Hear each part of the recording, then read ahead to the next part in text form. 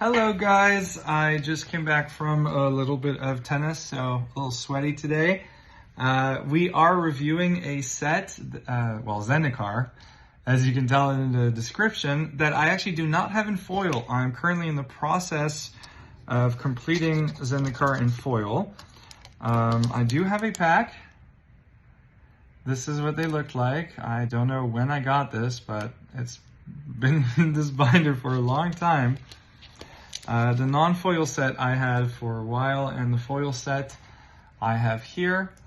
If you want to hear more about my process and how I do it, just I guess skip to the end of the video and I'll go over my incomplete foil set for the first time for those that would like to see that. Again, we have our beautiful player's guide card, which tells us so much about the world, and I miss dearly, wish we had more of it. And wish this is probably one of the products that I miss the most. It told you about the lore, the story, the cards, the mechanics, and gave you a whole encyclopedia of the cards. And here you could do a checklist for what you have and what you're missing for people that complete sets like me, and I guess a lot of you that watch. This set was our introduction to the world of Zendikar, which is why it's titled that way. It's our first visit to the plane. We see the awakening of the ley lines that then follow through in World Wake and then take us to Rise of the Eldrazi, which I've been over already on a video, which was really fun for me. So I thought it would be cool to go over this set now. We have, Day of Judgment. A lot of these, this set came out in the recession in 2009, so the recession was 2008. So the big financial crash, and these sets were not open in mass, and Wizards of the Coast and Hasbro did whatever they could. Did Hasbro own Wizards of the Coast at the time? Maybe, I don't know. Anyways, Wizards of the Coast did everything it could to get people to buy it. But a lot of the cards was underprinted. It just didn't open that well because of the recession that Magic was going through, and that is perhaps why a few of these cards are worth a good amount of money for a modern set in Magic the Gathering, with a lot of these cards being reprinted, but many people want to keep the original version. Core Outfitter and Core Duelist. I believe Core Duelist sees play in that Warhammer deck. You know, the Battle Hammer, the one that gives +10/+10 and stops you from flying or whatever. It's a very fun deck. Actually, I do own that deck and have really enjoyed playing with it. You have Lurrus as a companion. You can even run him in your main deck if you wanted to, and have a bunch of Sigarda's Aid. You can either play it in red-white or black-white, which is quite effective. Archive Trap. This is a beautiful and important card from the set. I believe this goes from Mill. Yes, it is. It is in Mill. Yeah, look at that. If an opponent searches his library, this is free to cast, and he puts 13 cards in his library in that process, which is very fun. The foil version of it is quite expensive. Here we have Hedron Crab, the bane of Mill, people that play against Mill. This was an annoying card to play against. They had, I believe there's another one that's like a 1/4 or 0/4.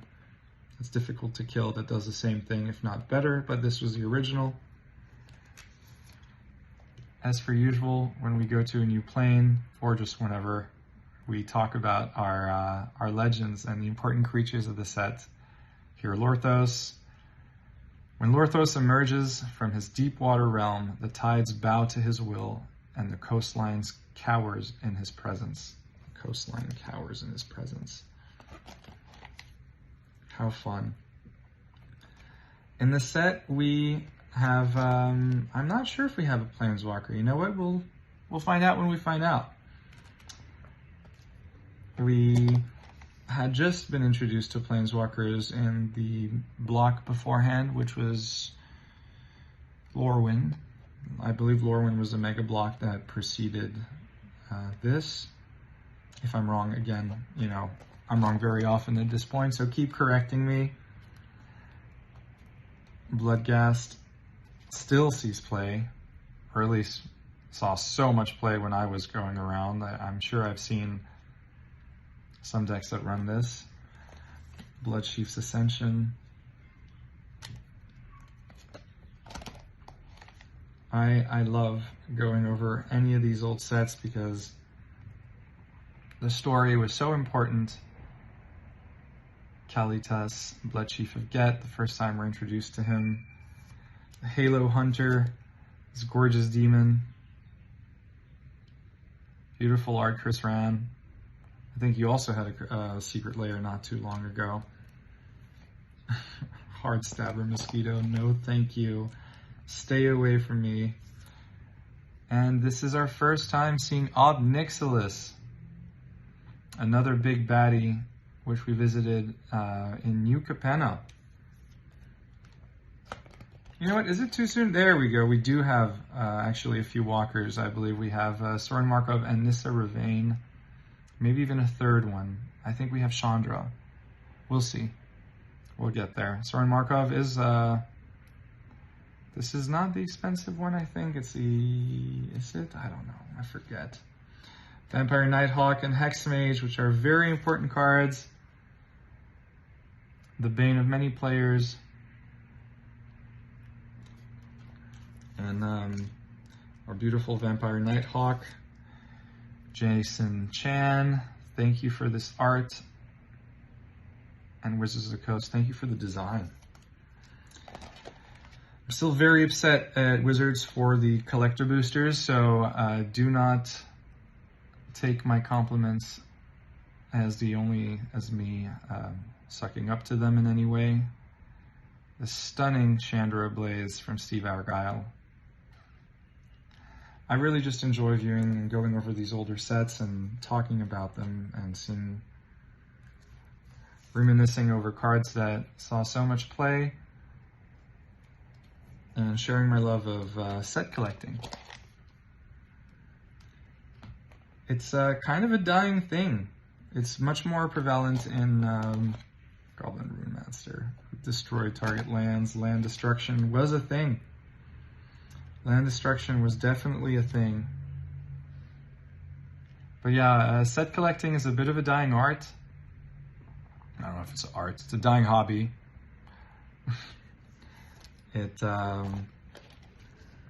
takes a lot of time and money and isn't always worth it. However, it also is very enjoyable when you can see all the art and the whole story put together. Some people still do it, like me, who goes for master sets, which means, you know, one version of everything and every foiling, every version, foil and non-foil. And here's our beautiful Planeswalker, Nissa Ravane. Is this the first time we see Nissa? I think in Lorwyn we had Garuk. Yeah, the white one was a Johnny. Rampaging Ballots. Was this to buy a box? Was Rampaging Ballots to buy a box? And Urkel of Muldaya is one of the most expensive cards in the set. Alright, let me be a little bit quicker. Oh, Terra Stomper. Maybe it was Terra Stomper. I'm going to try and be a little bit quick for those that do want to see how I do my foil sets. But I enjoy Timbermoral Larva. I really enjoy going over them. The Eldrazi Monument is one of the most expensive non-foil cards. Gods don't die, they merely slumber. Yeah, that's what we talk about. Oh, is this, this seems to be kind of the Eldrazi Titan that we're seeing in Commander Masters. The one that's coming out. It looks very much like him in the art. How fun. How could I forget? Our fetch lands. This is our Is this our second time? Because we had Onslaught that had the first enemy fetch lands, and these must be the allied fetch lands. If they were printed in another product, please correct me, but I don't think so. The beautiful original Misty Rainforest and Scalding Tarn, and Marsh Flats, Verdant Catacombs, and Valakut. And then we see these stunning lands, which are truly beautiful and fun. Yes, and they have these rule tips. That's true. How exciting. Wow. Well, I love going over this with you. Thanks for being with me. If you don't want to see the foil set, that's it, folks. And if you do, then give me a full 5 seconds, because here we go. So yeah, I just put the whole set together just like you did, and I leave the spots to whatever I'm missing. For these, I tried to get all the bulk out of my way, as I said I did very often. So anything that's like under $5, $6, I've most likely completed, unless if the prices jumped in between the time I was looking for them. Here's our promo. When there's an affordable promo, or if I played with it, I try to get it and put it together. I should actually put it on the back. That would make more sense to me. And then I believe that some of the most expensive cards I also did get at some time. So I try to find the right time to pull the trigger on certain cards, and sometimes am more patient with others. Archive Trap was definitely one of them. Ooh. And so is Mindbreak Trap. Why is this double sleeved? I'm confused. I rarely do that. This must be the most expensive foil, or at least it was at some point. Probably even more than the lands, around $150 or $200. It may have gone down since. I'm not sure. But yeah, so you can see I'm still missing a fair amount of them, and in the same way that many people do, I try to complete my sets that way. This is a promo, F&M, Gatekeeper of Malakir. I still need to get that version. But yeah, for this set, I'm not in a particular rush to complete it, as much as I want to complete every single set in regular and in foil. I try and look at the market and decide when is the best time for me to spend money here and not there, or on other stuff. And yeah, look at this Forbidden Art, and we're probably never going to see again on a Magic card. Let me put it front and center. Vampire's Bite. And this is a beautiful promo Vampire Nighthawk. I'm going, again, pretty fast on this because it's really for those at the very end of the video that decided to stick around. The Planeswalkers I have in foil because I said in an earlier video that the first cards I wanted to go and get all of them were the Planeswalkers. So I got every version of every Planeswalker ever printed and had to keep up doing that. So I was, when going for all foil sets, a lot of the expensive cards, or a few of the expensive cards, I already had out of the way, and it gave me some kind of a starting point. Also, depending on which cards I had opened, which product I opened up the most or not. Here we go. It is Rampaging Baloth, and this is our pre-release on the 26th of September 2009. When the land is angry, so are they, says Nissa Ravain. Again, if you stayed till the end, I'm so thankful for this beautiful Eldrazi Monument. It means a lot. I appreciate it.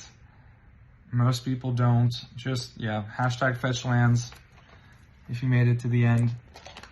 And I am so grateful. And we have all of our fetches in foil, I believe.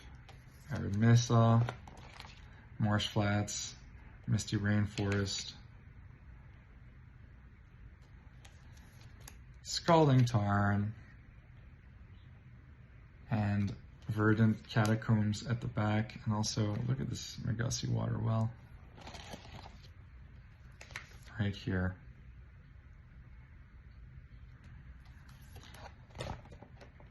And as you can tell, I have not completed all the lands yet in foil, but I'll have to be doing that at some point. So there we go.